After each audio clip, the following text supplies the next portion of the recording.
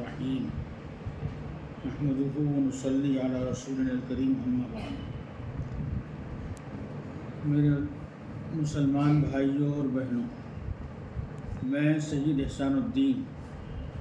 ناظم دارالنرگونڈہ آپ سے اس وقت مخاطب ہوں اور ایک خاص مسئلے میں آپ حضرات سے دردمندانہ التجا کرتا ہوں، اور وہ مسئلہ دین اور ملت کا مسئلہ ہے۔ آپ ہم سے بخوبی واقف ہیں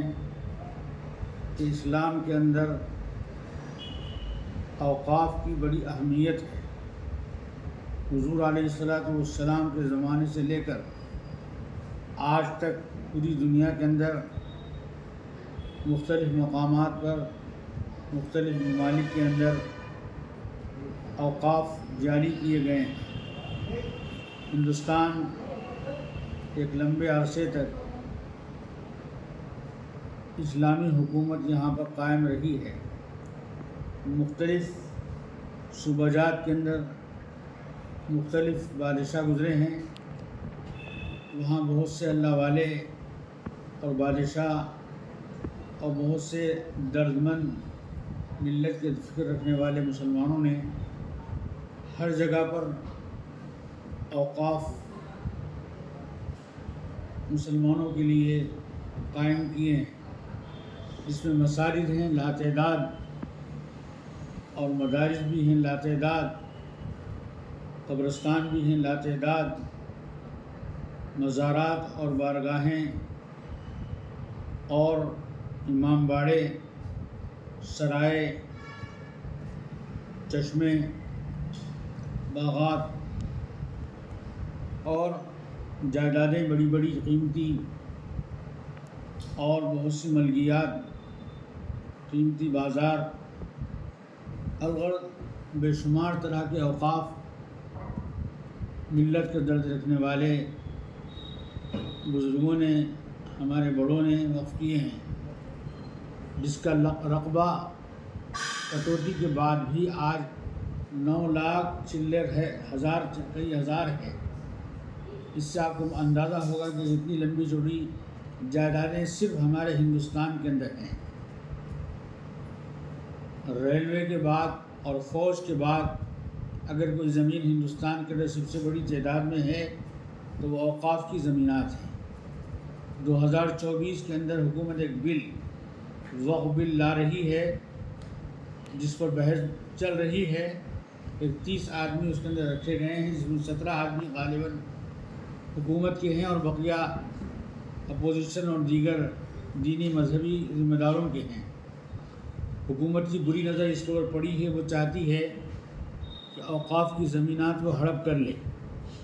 اور اس کو اپنے منشا اور مصرف کے مطابق استعمال کر لے، اور اس کے اختیارات کلکٹر کو اور مقامی حکام کو دے دیے جائیں۔ ظاہر بات ہے کہ یہ ہمارے لیے کسی طرح بھی قابل قبول نہیں ہے، اس واسطے کہ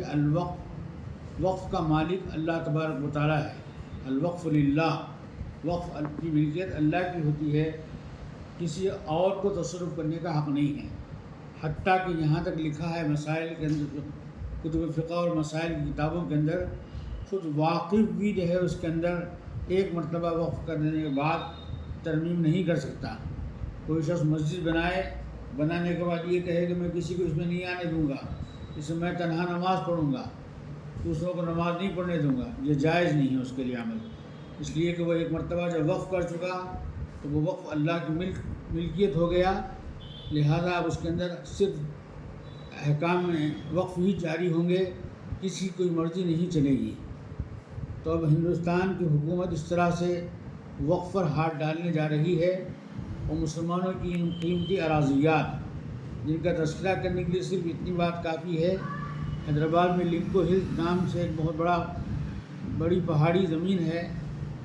جو اڈانی، امبانی وغیرہ یا بڑے بڑے لوگوں کے قبضے میں چلی گئی ہے، جس کی قیمت آج کل کے حساب سے کروڑوں ہزار روپے ہے۔ کئی ہزار گز زمینات ہیں، اور خود نیوی کی زمین اسحاق مدنی رحمۃ اللہ علیہ جو وشاکھاپٹنم جن کے نام سے کبھی اسحاق پٹنم کہلاتا تھا، وہاں کی زمین نیوی کی پوری جو بندرگاہ ہے وشاکھاپٹنم کی، انہی کی جو ہے وقف کردہ زمین ہے، وہ ان کے نام جو درگاہ کے اوپر، اور وہیں سے جو ہے کچھ حصہ چند ایکڑ بیچ کر کے چندرا بابو نائیڈو نے حیدرآباد میں حج حوض بنایا تھا۔ الغرض اس طرح سے جو ہے حکومت جو ہے بہت سے علاقے پر قابض ہے، بڑے بڑے سرمایہ دار قابض ہیں، اب چاہتے ہیں کہ جو بچی کھچی زمینات ہیں اوقاف کی اس پر بھی قبضہ کر لیں۔ ہم اس کو کسی طرح کامیاب ہونے نہ دیں، یہ ہماری اپنی کوشش ہونی چاہیے۔ اس کے لیے محکمے جو حکومت کا جو محکمہ ہے اس پر ایک ہم کو کلپ بھیجانے کا ہے، کیا کہتے ہیں اس کو، اسکینر کے اندر اسکین میں وہ کچھ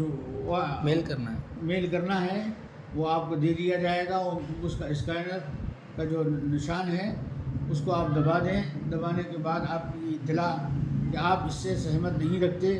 اس سے اتفاق نہیں رکھتے، آپ اس کے سراسر خلاف ہیں، اور آپ وقف بل کے اندر کوئی ترمیم، نہ وقف بل کی ضرورت ہے نہ اس کے اندر کسی ترمیم کی ضرورت ہے، بلکہ جوں کا توں اس کو ویسے ہی باقی رہنا چاہیے جیسے اب تک سینکڑوں سالوں سے چلا آ رہا ہے۔ بس آپ اللہ سے جو درخواست ہے، رضاکارانہ طور پر ہمارے نوجوان علماء ہیں، حفاظ ہیں اور دیگر درمندان ہیں، دین و ملت کا شعور رکھنے والے بہت سے نوجوان ہیں، وہ رضاکارانہ طور پر آگے بڑھیں، ہر گھر پر جائیں، عورتوں سے، مردوں سے، بڑوں سے، بوڑھوں سے، جس جگہ سے اس اسکین کے ذریعے سے اپنی ناراضگی جتلانا ہے، اور وقف ترمیم کے اندر کسی قسم کی ترمیم ہمیں قبول نہیں ہے وقف بل کے اندر، یہ صاف اس سے جو ہے انکار کر دینا ہے۔ بس یہی آپ اللہ سے درخواست کرتا ہوں۔